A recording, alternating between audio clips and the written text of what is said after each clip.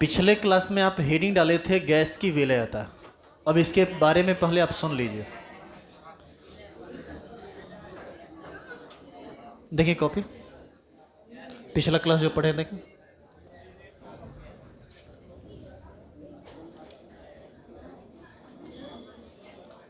सुनिए, अब ध्यान से सुनिए इधर। देखिए, नेचर में बहुत तरह का गैस है, ये तो आप जानते हैं, जो नेचुरल एग्जिस्टेंस है, जैसे ऑक्सीजन हो गया, nitrogen, helium, carbon dioxide, ammonia. जितना भी गैस है वह सब का सब पानी में भी घुलता है और दूसरे विलायक में भी घुलता है, लेकिन बहुत ही कम मात्रा में घुलता है। तो सबसे पहला लाइन हम यही लिखेंगे कि सभी गैस पानी तथा अन्य विलायक में बहुत ही कम मात्रा में घुलते हैं। और ये जो गैस घुलता है ये कुछ बात पर निर्भर करता है। इन सभी चीजों को एक एक करके हम लोग पढ़ेंगे। नीचे एरो दीजिए और लिखिए। आप हेडिंग डाले हुए गैस की विलेयता, सोल्युबिलिटी ऑफ गैस, नीचे एरो दीजिए, लिखिए। सभी गैस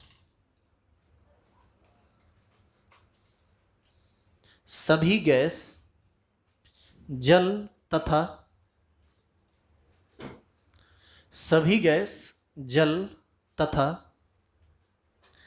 अन्य विलायक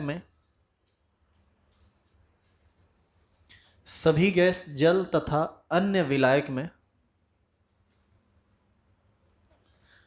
बहुत ही कम मात्रा में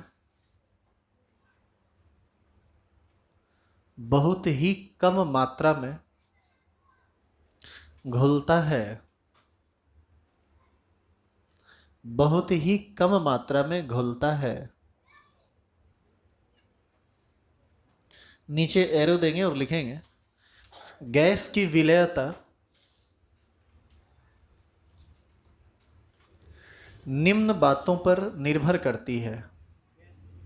गैस की विलेयता मतलब वो घुलेगा कि नहीं घुलेगा, ये निम्न बातों पर निर्भर करती है।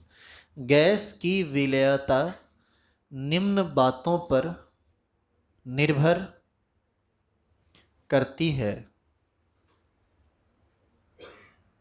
निम्न बातों पर निर्भर करती है। नंबर 1, गैस की प्रकृति पर। गैस की प्रकृति पर।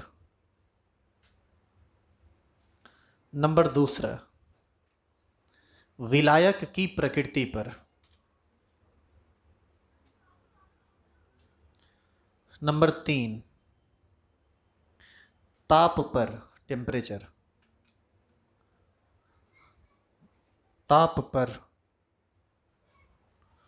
नंबर 4, दाब पर, दाब, प्रेशर, दाब प्रेशर पर। सुनिए, अब क्या यह संभव है कि हम किसी भी चीज के प्रकृति को बदल दें? तो हम पहला 2 चीज पर काम भी नहीं करेंगे। गैस की प्रकृति को हम बदल नहीं सकते, विलायक की प्रकृति को हम बदल नहीं सकते। हम 2 चीज को बदल सकते हैं, ताप को और दाब को। तो हम गैस की विलेयता पर ताप का प्रभाव पड़ेंगे और फिर गैस की विलेयता पर दाब का प्रभाव पड़ेंगे। लेकिन फिर भी हम आपको थोड़ा सा हिंट करते हैं कि आखिर गैस की विलेयता यानी गैस घुलेगा या नहीं घुलेगा, ये कैसे निर्भर करता है गैस के प्रकृति पर और विलायक के प्रकृति पर। इसको देखिए आप, जैसे वाटर का मॉलिक्यूलर फॉर्मूला H2O होता है ना जी, और H2O का स्ट्रक्चर ये होता है। ऑक्सीजन और हाइड्रोजन में ऑक्सीजन अधिक वैद्युत ऋणात्मक है और हाइड्रोजन कम। आपको याद है, यहाँ पार्शियल निगेटिव, यहाँ पार्शियल पॉजिटिव, यहाँ पार्शियल निगेटिव, यहाँ पार्शियल पॉजिटिव और यहाँ पर पार्शियल निगेटिव चार्ज आता था। अमोनिया जिसका फॉर्मूला होता है NH3 और स्ट्रक्चर ऐसा होता है, इस पर है पार्शियल निगेटिव और इस पर है partial positive, partial positive, partial negative, partial positive, partial negative. अब इस बात में उनको तकलीफ हो रहा होगा जो 11th में नहीं पढ़े होंगे। तो जब ऑर्गेनिक शुरू होगा तो बेसिक हम पढ़ा देंगे, तो दिक्कत नहीं होगा। फिलहाल आपको यहाँ थोड़ा बर्दाश्त करना पड़ेगा। अब बताइए, इसका पार्शियल पॉजिटिव इसके पार्शियल निगेटिव को आकर्षित करेगा, चूंकि अपोजिट नेचर का ना चार्ज। इसका पार्शियल निगेटिव इसके पार्शियल पॉजिटिव को आकर्षित करेगा। तो एक मॉलिक्यूल दूसरे को आकर्षित करेगा तो उसमें घुलना या उसके साथ रहना आसान हो जाता है। लेकिन यदि हम वाटर में ऑक्सीजन गैस डालें तो ऑक्सीजन में वैद्युत ऋणात्मकता तो दोनों का समान ही है, यहाँ पर किसी तरह का कोई चार्ज डेवलप नहीं होता है।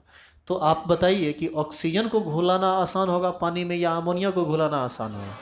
तो ये तो उसकी प्रकृति पर न निर्भर कर गया कि उसका स्ट्रक्चर ही ऐसा है। अब हम कहेंगे कि ऑक्सीजन के हम प्रकृति को चेंज कर देंगे तो क्या यहाँ पर ओ के बदला के लिख देंगे? फिर तो वो ऑक्सीजन रहा ही नहीं। तो इसीलिए हम किसी भी चीज़ के प्रकृति के साथ छेड़छाड़ नहीं कर सकते। हाँ, हम जरूर पढ़ेंगे कि गैस की विलयता पर ताप का क्या प्रभाव पड़ता है। तो सुनिए, अब ताप का क्या प्रभाव पड़ता है इसको समझिए। कोई भी चीज़ द्रव है, मान लो जल ही है, जब तुम इसको गर्म करते हो तो बेचारा जो द्रव अवस्था में रहता है उसकी गतिज ऊर्जा बढ़ जाती है, इधर से टकरा कर इधर कहीं कहीं से वो वाष्प बन के उड़ने लगता है। तो जो बेचारा द्रव था वह गैस बन के उड़ने लगा। अब आप ही बताइए कि जो गैस बन के इसमें घुला हुआ है उसका तो दुर्दर्शन होगा। अरे जो द्रव था वो गैस बन के उड़ गया, जो गैस है वो तो और जल्दी भागेगा ना। तो ऐसी स्थिति में यदि आप किसी गैस को पानी में घुलाना चाहते हैं तो आपको एक कंडीशन के साथ काम करना पड़ेगा, आपको ताप को कम करना पड़ेगा, टेम्परेचर को कम करना पड़ेगा। इसका सीधा मतलब है कि ताप जो है यह गैस की विलयता के लिए सहायक नहीं है। यानी हम कह सकते हैं कि ताप के बढ़ाने से गैस की विलयता घट जाती है। ये बस एक लाइन का बात। असली बात आपको पढ़ना है दाब का प्रभाव में, उसमें बहुत सारा थ्योरी है। तो आप स्टार लगाइए और हेडिंग डालिए गैस की विलयता पर ताप का प्रभाव। गैस की विलयता पर ताप का प्रभाव, नीचे एरो दीजिए और लिखिए।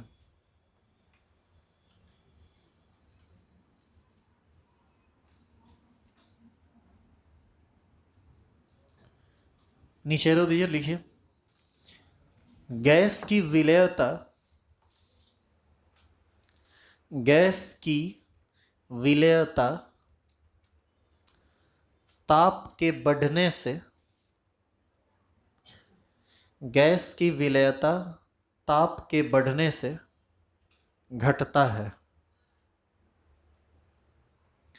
गैस की विलयता ताप के बढ़ने से घटता है। लिख लिए? इधर सुनिए, कोल्ड ड्रिंक्स आप सब पीते हैं? गर्म करके कौन पीते हैं? मतलब कुकर में उसको खौला के तब? कोई नहीं पीते हैं। अच्छा, यदि उसको उबाल दें तो क्या होगा?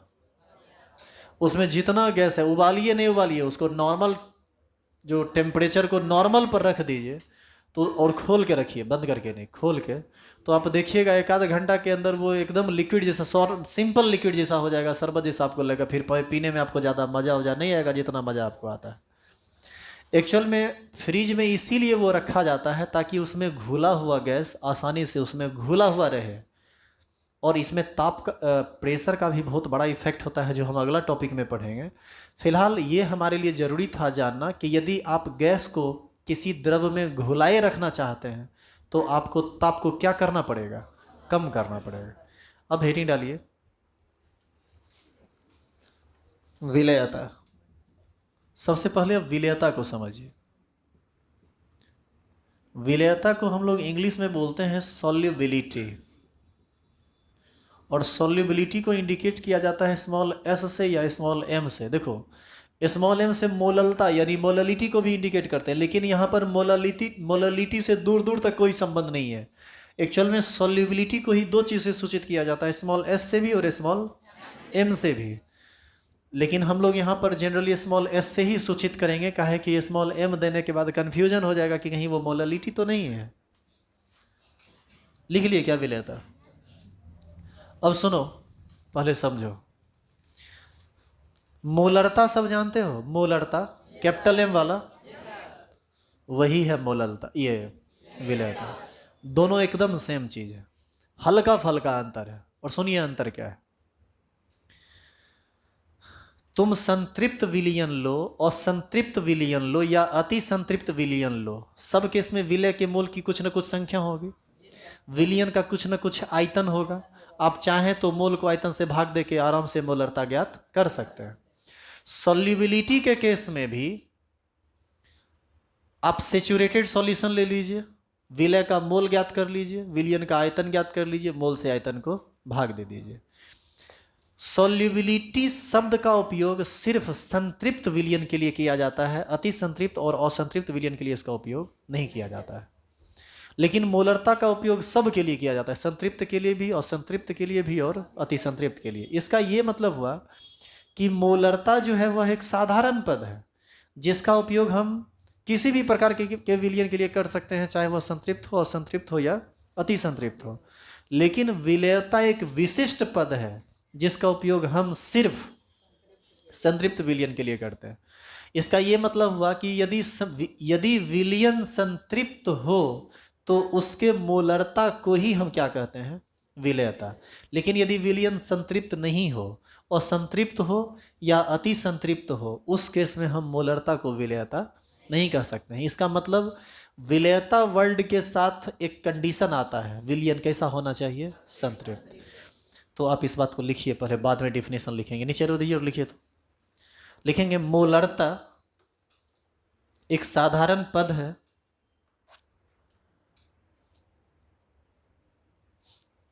मोलरता एक साधारण पद है जिसका उपयोग मोलरता एक साधारण पद है जिसका उपयोग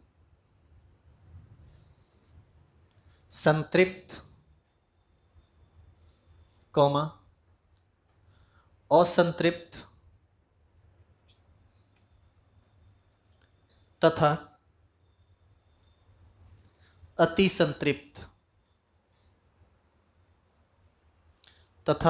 संतृप्त विलयन के लिए तथा अति संतृप्त विलयन के लिए किया जाता है। अति संतृप्त विलयन के लिए किया जाता है। परंतु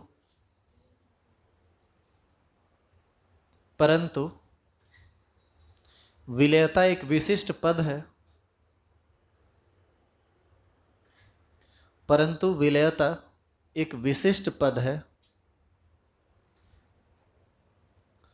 जिसका उपयोग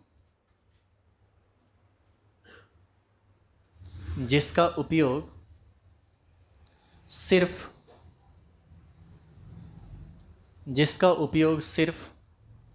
संतृप्त विलयन के लिए किया जाता है। जिसका उपयोग सिर्फ संतृप्त विलयन के लिए किया जाता है। नीचे एरो देंगे और लिखेंगे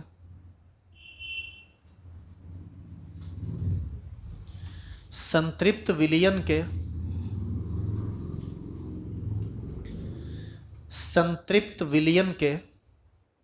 मोलरता को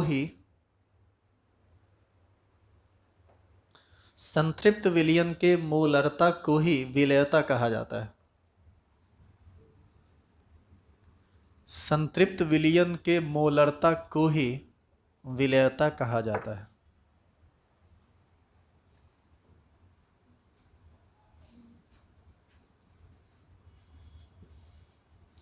तो अब हम इसका प्रॉपर डेफिनेशन दे सकते हैं। सुनिएगा इधर, अब थोड़ा ध्यान से पहले सुनो। मोलरता का क्या परिभाषा होता था? 1 लीटर विलयन में उपस्थित विलय के मोलों की संख्या को मोलरता कहते हैं।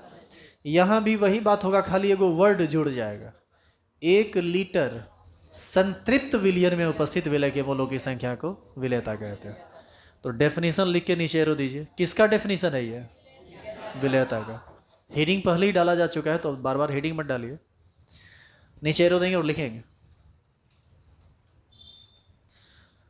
1 लीटर संतृप्त विलयन में उपस्थित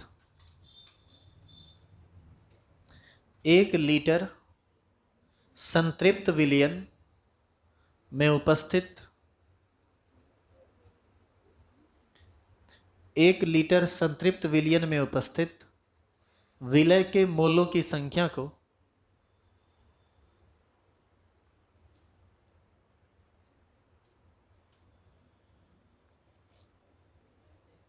विलय के मोलों की संख्या को मोलरता ये विलयता कहते हैं। विलय के मोलों की संख्या को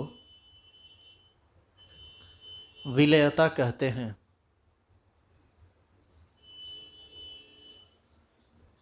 विलयता कहते हैं। कह दिए। एक और अंतर है, उसको सुनिए।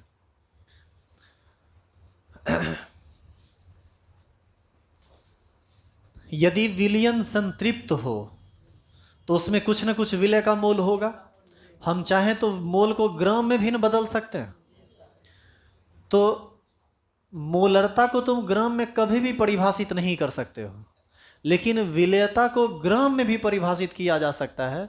जैसे बोले ना कि 1 लीटर संतृप्त विलयन में उपस्थित विलय के मोलों की संख्या को, उसी प्रकार कह सकते हैं 1 लीटर संतृप्त विलयन में उपस्थित विलय के ग्राम भार को भी विलयता कहते हैं।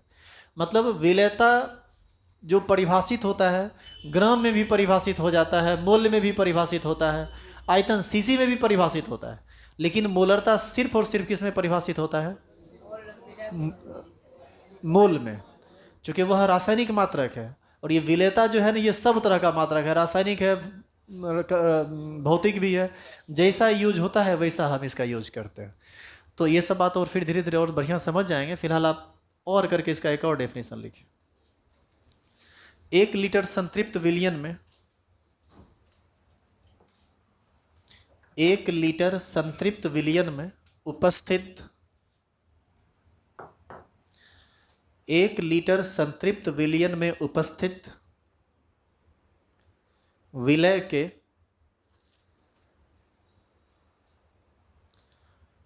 के बोर्ड पर से आप देख के लिखेंगे,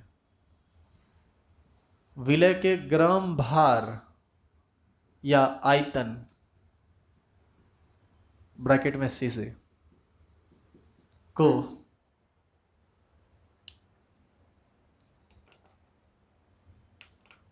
विलयता कहते हैं। विलयता कहते हैं। अब यूनिट किसका? विलयता का। देखो, मोल में लेगा तो मोल में लिया तो मोल पर लीटर इसका यूनिट होगा, ग्राम में लिया तो ग्राम पर लीटर होगा, और यदि सीसी में लिया तो सीसी पर लीटर होगा। ये सीसी जनरली गैस का होता है।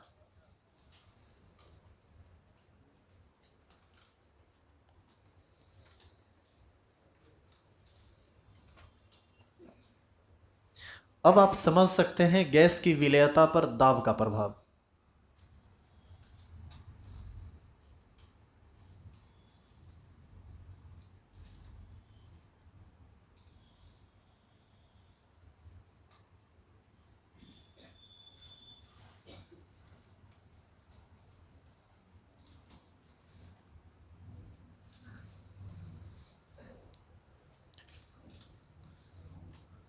हेडिंग डालिए, गैस की विलयता पर दाब का प्रभाव। यही ना लास्ट वाला था रे, दाब का प्रभाव। इसको समझाया था हेनरी ने अपने नियम से, इसीलिए इसके अंतर्गत ही हम पढ़ते हैं हेनरी का नियम। इसी में आएगा क्या? आ चुका है, हेनरीज लॉ। और बड़ा आसान सा बात है, एकदम हल्का बात है, इसीलिए इसमें ज़्यादा कोई ये नहीं है।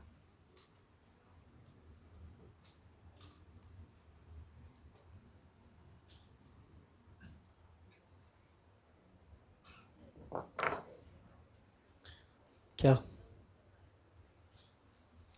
शुरू करें? बताना क्या? देखो, ये जो ठंडा होता है ना कोल्ड ड्रिंक्स, इसमें जो गैस घुलाया जाता है वो कैसे घुलाया जाता है ये हम आपको बताते हैं। जो तरीका है घुलाने का वो बता देते हैं, तो उसी पर तुम हेनरी का नियम समझ जाओगे।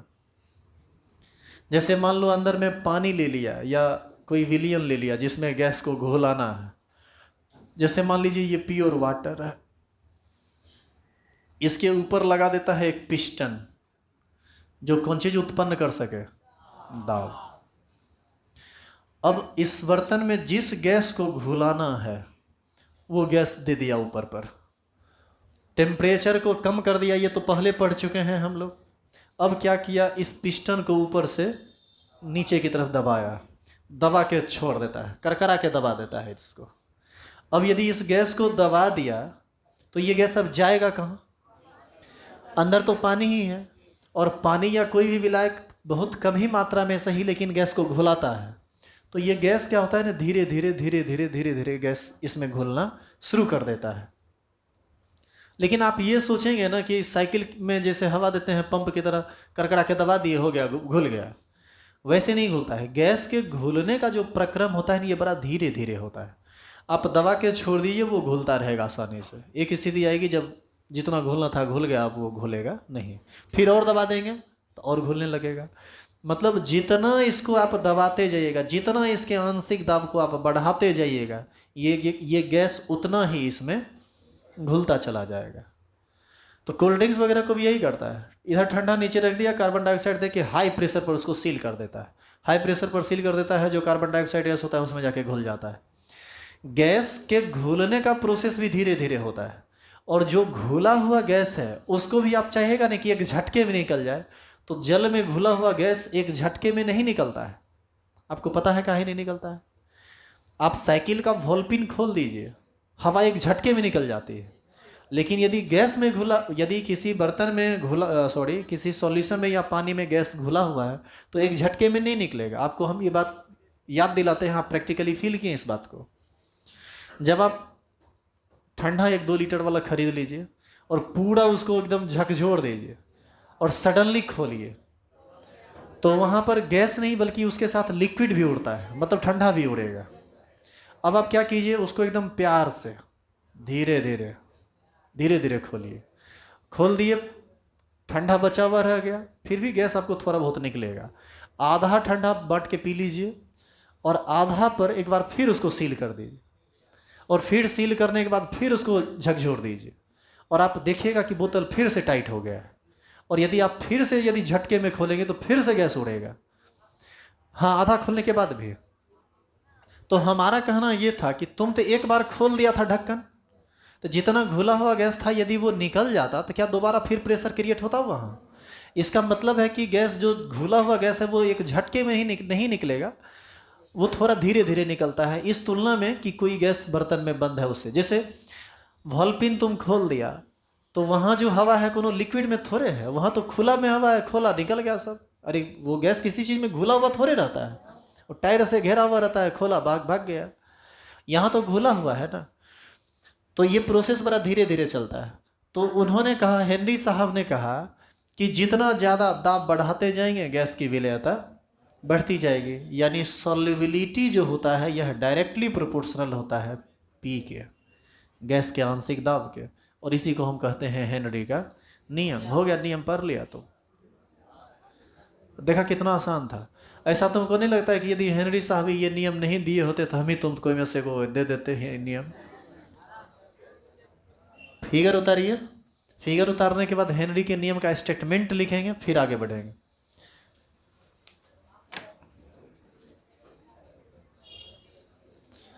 तुरंत में ये बात समाप्त नहीं हो रही है, अभी बहुत बात है इसके अंतर्गत, पढ़िए अभी। फोटो बना लिया क्या? फोटो बना के कुछ नहीं लिखना है, पहले स्टेटमेंट लिखेंगे फिर आगे बढ़ेंगे। और फोटो तनी जल्दी बना लेगा।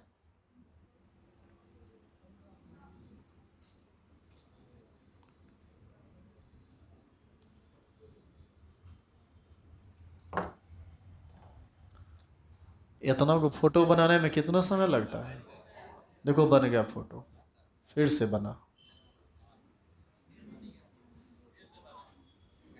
नहीं, लिखो, लिखेंगे गैस की विलेयता, ये हेनरी का स्टेटमेंट है। गैस की विलेयता, गैस की विलेयता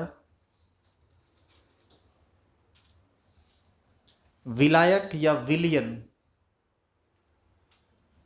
विलायक या विलियन के ऊपर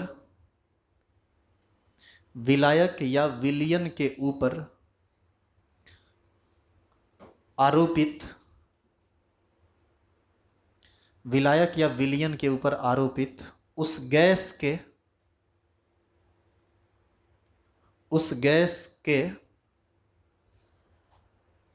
आंशिक दाब का, उस गैस के आंशिक दाब का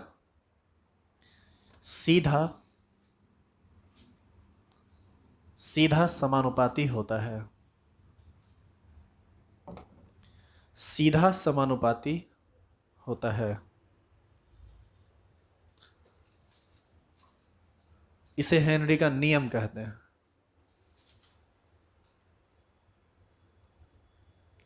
इसे हेनरी का नियम कहते हैं। कह दिए नियम। अब इधर देखिए, नियम के अनुसार हम कह सकते हैं कि ये सॉल्युबिलिटी जो है यह पार्शियल प्रेशर के डायरेक्टली प्रोपोर्शनल है। यहां से S बराबर एक कांस्टेंट KH आएगा। नहीं समझा क्या? समानुपाती का चिन्ह हटा के बराबर दोगे तो कांस्टेंट आएगा ना जी। इसी कांस्टेंट को हम लोग कहते हैं हेनरी कांस्टेंट। उतारिए, हेनरी कांस्टेंट, या इसी को हम लोग बोलेंगे हेनरी स्थिरांक। इतना तो समझ सकते हैं आप। फटाफट उतारिए साथ साथ। अच्छा ये बताइए, यदि गैस का पार्शियल प्रेशर, यदि P का मान 1 atm हो जाए तो S बराबर हो जाएगा KH गुना 1, यानी S बराबर, S क्या है? सॉल्युबिलिटी, विलेयता। अरे गैस की विलेयता ही है ना, यानी गैस की विलेयता ही हेनरी स्थिरांक है। लेकिन कब? जब आंशिक दाब 1 atm हो। तो हम यहां से कह सकते हैं 1 atm गैस के आंशिक दाब पर गैस की विलेयता को ही हेनरी स्थिरांक कहा जाता है। पहले आप यहां तक पहुंचिए, उसके बाद नीचे एरो देके लिखिए।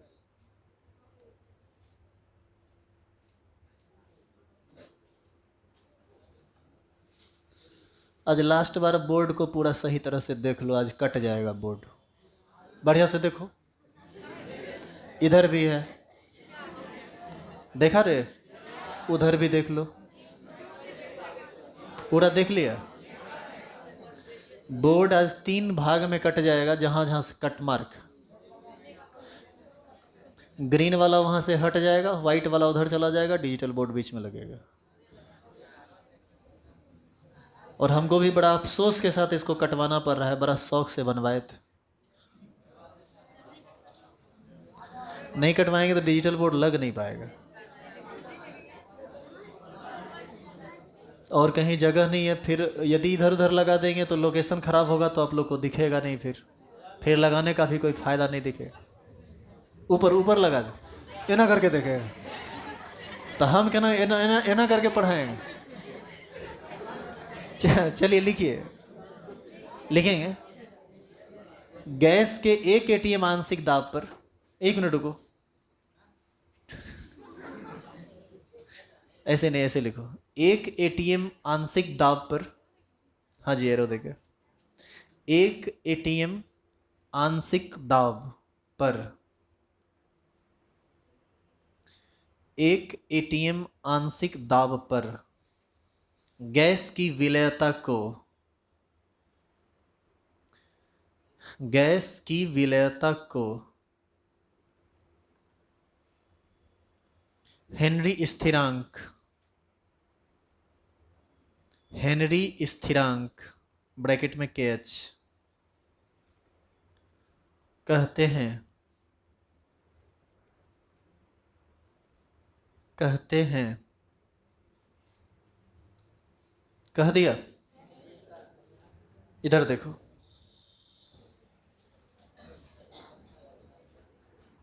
देख रहा है रे? अच्छा ये बताओ,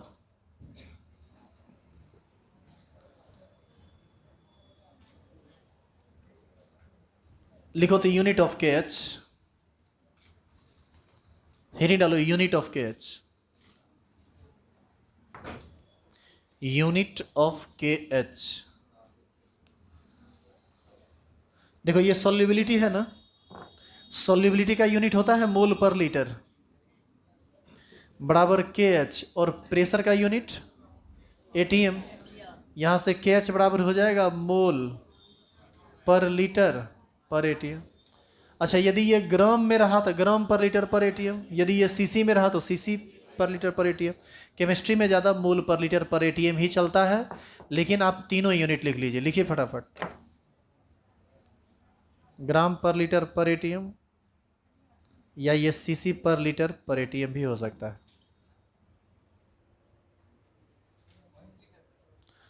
जहाँ से लिखा हुआ है ऊपर से एस बराबर के एच इंटू पी लिखिए और आगे बढ़िए।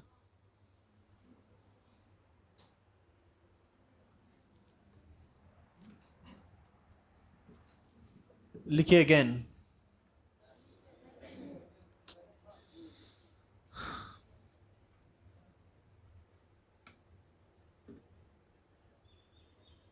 अब तुमको समझ में आ रहा होगा कि तू सब 11 12th में आ गया है। टॉपिक के डेप्थ को देखते हो कहाँ तक भागता है ये। और 9वां 10वां वाला जो खेल वेल तो करता था ना, 7 8 दिन में खत्म एगो चैप्टर, वैसे नहीं होता है। इस सब का अपना एक अलग लेवल होता है, जिसको आप शुरू से एकदम जीरो से पढ़ के एकदम ऊपर तक पहुंच जाएंगे यदि रेगुलर रहेंगे तब।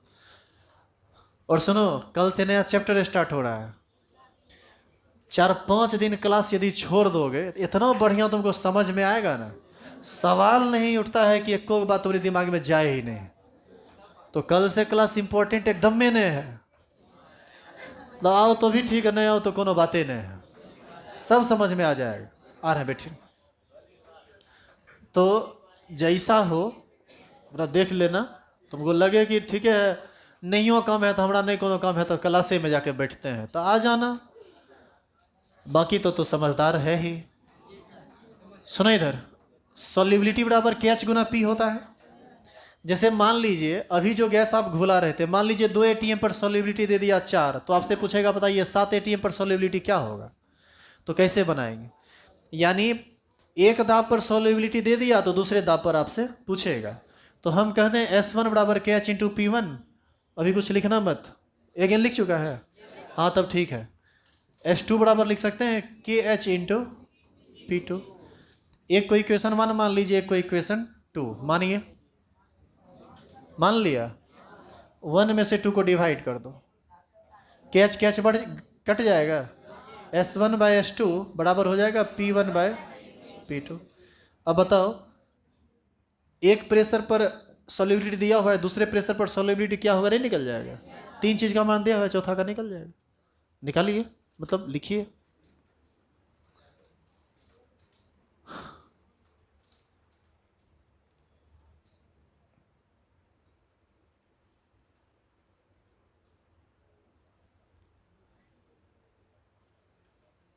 अच्छा, यहाँ के एच में के एच 1 के एच 2 काहे नहीं दिए,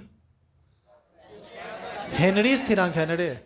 एक ही गैस के लिए हेनरी स्थिरांक हमेशा स्थिर होता है। गैस यदि बदल जाएगा तब के एच का मान बदल जाएगा। जैसे एक बार CO2 घुला दिए, एक बार O2 घुला दिए, क्या लगता है O2 के लिए और CO2 के लिए सेम होगा, लेकिन विलियन यदि समान हो तो समान होगा। हम CO2 को घुला रहे, एक बार 2 एटीएम पर, एक बार 4 एटीएम पर, तो दोनों बार तो CO2 ही ना हुआ, तो कैच का मान स्थिर है। एक बार CO2 को घुला देंगे, एक बार O2 को घुला देंगे तो कैच ही बदल जाएगा। यहां तक लिख लिया, लिखो special case, special case of Henry law.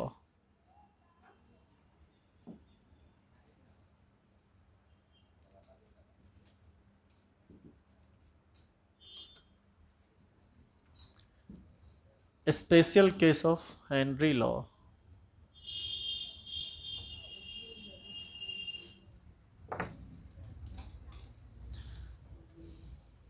लिख लिया क्या स्पेशल केस। देखो इधर,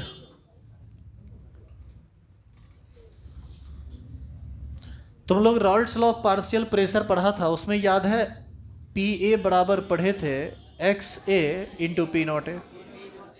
याद करो, पी नॉट एक कांस्टेंट था। कहां से आया ये, from Raoult's law of partial pressure. Relative lowering of vapour pressure पढ़ाए थे, उसी समय नहीं पढ़ाए थे? तो किसी भी गैस का पार्शियल प्रेशर बराबर होता है x × P0 A। P0 A constant है, तो हम यहाँ से लिख सकते हैं PA is directly proportional to mole fraction of A. Proportional का साइन हटेगा, आएगा बराबर, बराबर आएगा तो एक बार फिर से कांस्टेंट वही ना आ जाएगा P0 A। यहाँ से एक बात पता चल रहा है कि पार्शियल प्रेशर जो होता है ना वह सीधा समानुपाती होता है किसके? मोल प्रभाज के। अच्छा, यहाँ पर तुम ए लिए हो, एक ए सॉल्यूट या सॉल्वेंट होगा ना कुछ। हम पार्शियल प्रेशर की बात करें, पानी में गैस को घुलाओगे तो गैस होगा विलय और पानी होगा विलायक। तो हम यहाँ से कह दें कि partial pressure of gas is directly proportional to mole fraction of gas. कह सकते हैं या नहीं? और अभी तुम हेनरी का जो पहला नियम पढ़ा था वह था solubility is directly proportional to partial pressure of gas, यही था ना? And partial pressure is directly proportional to mole fraction of gas.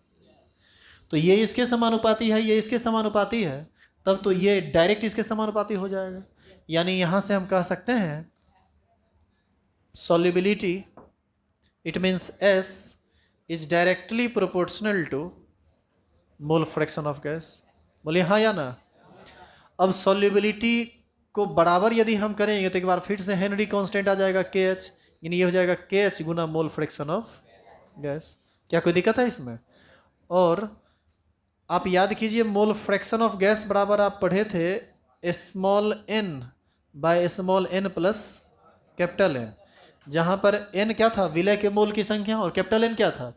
विलय के मोल की संख्या। विलय है गैस तो n को यहाँ पर इस फॉर्मूला में n को कहेंगे गैस के मोल की संख्या, और कैपिटल N को क्या कहेंगे? विलायक के मोल की संख्या। आई बात समझ में? यानी S बराबर KH × P भी होता है और S बराबर KH × mole fraction of gas भी होता है। जिस पर क्वेश्चन बनेगा उस पर बनाएंगे। आई बात समझ में? छाप दीजिए एकदम तेजी में। कहाँ से छापेगा? यहाँ से। Special case of Henry law लिखिए। ये वाला जो बात लिखा हुआ है या ब्रैकेट में लिखा हुआ है कि कहाँ से आया ये, इससे ये समझ में आया, इससे आगे हम बढ़ते गए और आगे बात बढ़ती चली गई।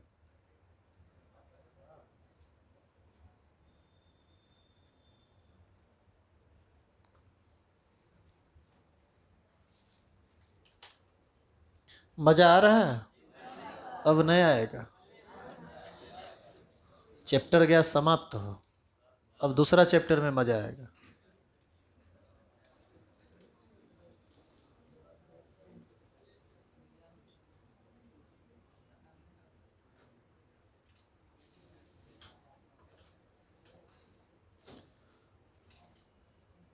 समझ में आया कि फी 3600 का है? नहीं समझ में आया? लेक्चर नंबर कितना चल रहा है? इसीलिए 3600 फी।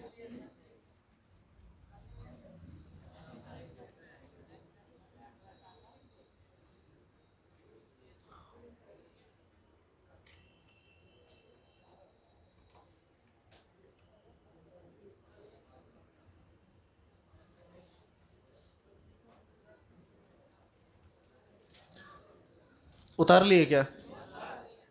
अब याद कीजिए, आप एक क्वेश्चन छूट गया था 78। याद है आपको? बोलते 78 छोड़ के बाकी सब बना लीजिए। बना तो खैर रहे होंगे आप। एक क्वेश्चन नंबर 78 अब भी आपको बनाना है। हम क्वेश्चन लिखा रहे हैं, लिखिए क्वेश्चन। अच्छा, तुम लोग बना रहे हो कि नहीं? चलिए एक बार फिर से मैं बोल दूं, कल से नया चैप्टर स्टार्ट है। आप सभी से विनम्र निवेदन है। कैसे? हाँ, विनम्र निवेदन है कि आप सभी आदमी लॉग एंटी लॉग का जितना भी बात है वह सब पढ़ लीजिएगा, नहीं तो आपको कुछ समझ में नहीं आएगा। वैसे लोग जो क्लास लेट से ज्वाइन किए हैं, ऐप पर वीडियो अवेलेबल है बेसिक लेक्चर में। यदि किसी प्रकार का दिक्कत है, आप नहीं देख पा रहे हैं, तो आप ऑफिस में तुरंत संपर्क कीजिए। वहाँ पर टेक्निकल लोग हैं, वो आपको समझा देंगे कि क्या करना है, कैसे करना है। लेकिन आपको पढ़ कर आना है। और दूसरी बात यह कि 2-4 दिन के बाद लॉ का बहुत ज़बरदस्त यूज पड़ेगा। अभी आपके पास 2-4 दिन का समय है, जितना जल्दी हो अड़ोसी पड़ोसी से भी मोबाइल लेके वीडियो को जरूर देख लीजिए, अन्यथा आप समझ नहीं पाएंगे, क्योंकि जो बातें हैं बहुत भारी भारी बातें हैं। क्वेश्चन लिख क्या हुआ? ऐप का नाम वो सब आप ऑफिस में जाइए बता देंगे। शारदा डिजिटल नाम है।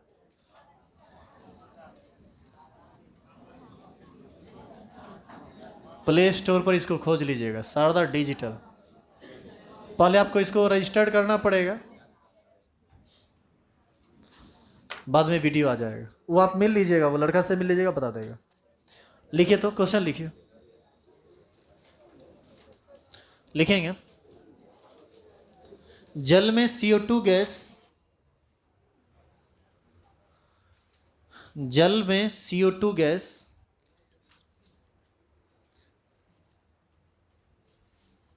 के लिए हेनरी स्थिरांक, जल में CO2 गैस के लिए हेनरी स्थिरांक का मान, जल में CO2 गैस के लिए हेनरी स्थिरांक का मान 3 × 10⁻² मोल पर लीटर पर ATM है। बोर्ड पर लिखा हुआ है 3 × 10⁻² मोल पर लीटर पर ATM है।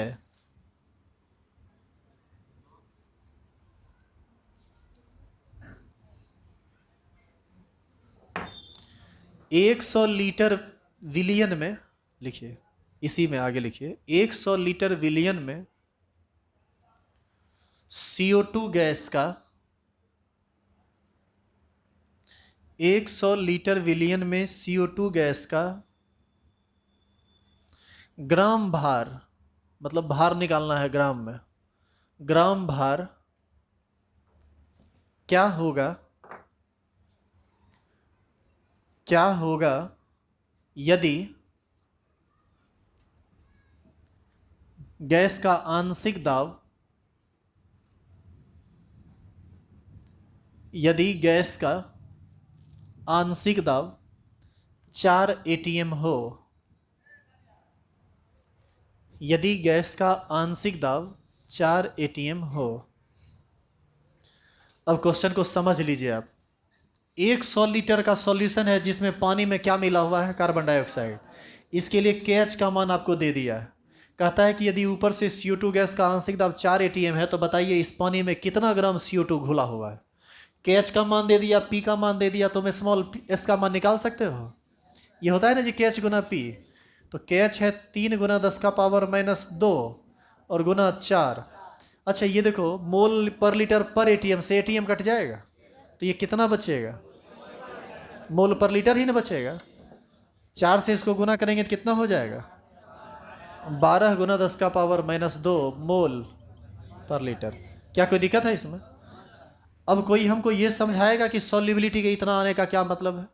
सॉल्युबिलिटी बराबर इतना मोल पर लीटर आया, इसका मतलब है कि 1 लीटर विलियन में इतना मोल CO2 घुला हुआ है। देख रहे हैं, 12 × 10⁻² मोल पर लीटर, यानी इतना मोल CO2 है कितना में, 1 लीटर में। तो हम ये बात लिखेंगे कि 1 लीटर सॉल्यूशन में कितना मोल CO2, 12 × 10⁻² मोल CO2। बताइए ये कहाँ से हम ये जो रिलेशन लाए, हम कहाँ से लाए, सॉल्युबिलिटी से ही ना लाए। तो बताइए 100 मोल में कितना होगा, 12 × 10⁻² गुना 100, 100 को लिख सकते हैं 10⁻²। बताइए कट जाएगा, ये कितना मोल आया, 12 मोल CO2। और 12 मोल को यदि ग्राम में बदलिएगा, CO2 का मॉलिक्यूलर वेट 44 होता है, मोल को ग्राम में बदलने के लिए मॉलिक्यूलर वेट से गुना करते हैं, तो 12 को 44 से गुना करना पड़ेगा, तो 12 × 44 बराबर आ जाएगा 528 ग्राम CO2। आया समझ में? इसी तरह से इस क्वेश्चन को हम लोग सॉल्व करते हैं। It's all about solution. कल से नया चैप्टर स्टार्ट होगा।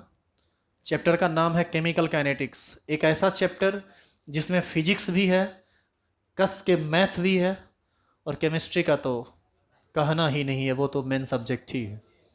और आप सोच लीजिए कि जो चैप्टर 3-3 सब्जेक्ट से मिलकर बना हो वह कतई आसान नहीं हो सकता है। फिजिकल केमिस्ट्री का सबसे भारी चैप्टर माना जाता है ये, जब आप स्टार्ट कर रहे हैं। और भारी और चैप्टर को 2 दिन पढ़े 2 दिन नहीं पढ़े, आए नहीं आए तो भी समझ में आ जाएगा, ऐसा होता है। भारी चैप्टर ऐसा ही ना होता है यार। हाँ तो आप लोग ऐसे ही क्लास कीजिए। जैसे कल क्लास शुरू हो रहा है तो कल नहीं आना, 2 दिन नहीं आना, फिर तीसरा दिन से शुरू करना। सब बात दिमाग में सीधे उतर जाएगा। अरे हड्डी पसली सब छोड़ा देंगे। कल से अब्सेंट किया तो मार के भूत उतार देंगे, हम बता देते हैं अभी। सब आदमी लॉग टेबल देख लीजिएगा बढ़िया से। अच्छा एक बात बताओ, लॉग टेबल सब पढ़ा था ना बेसिक में? अभी एगो एंटी लॉग पूछ देना तो हमको लगता है कि 90% लोग फंस जाएंगे, क्योंकि आप रिवाइज नहीं किए। कल तुरंत लॉग का जरूरत नहीं है, 2-3 दिन के अंदर लॉग का बहुत ज़्यादा ज़रूरत पड़ने लगेगा। इसलिए आप सभी से रिक्वेस्ट है कि आप उसको पढ़ लें, देख लें। जो लोग नहीं पढ़े हैं अगल बगल से सहयोग लीजिए, पकड़ के कहिए हमको समझाओ। सब एक दूसरे को समझा दो, तुम्हारा भी क्लियर हो जाएगा, दूसरे का भी क्लियर हो जाएगा। उससे भी ज़्यादा दिक्कत होता है तो वीडियो देख लीजिए, फिर भी दिक्कत होता है तो हम तक आ जाइए, हम बता देंगे। जब दिक्कत होगा तब, पहले पूरा पढ़ लीजिए तब। अब आप चाहेगा कि एक तरफ से फिर से पढ़ाएं तो ये तो संभव नहीं है। अब कोई मान लो कल से ज्वाइन करेगा क्लास, कहेगा कि सर मेरा पूरा सॉल्यूशन छूट गया, हमको पढ़ा दीजिए। अब तुमको लगता है कि हम पढ़ा पाएंगे उसको?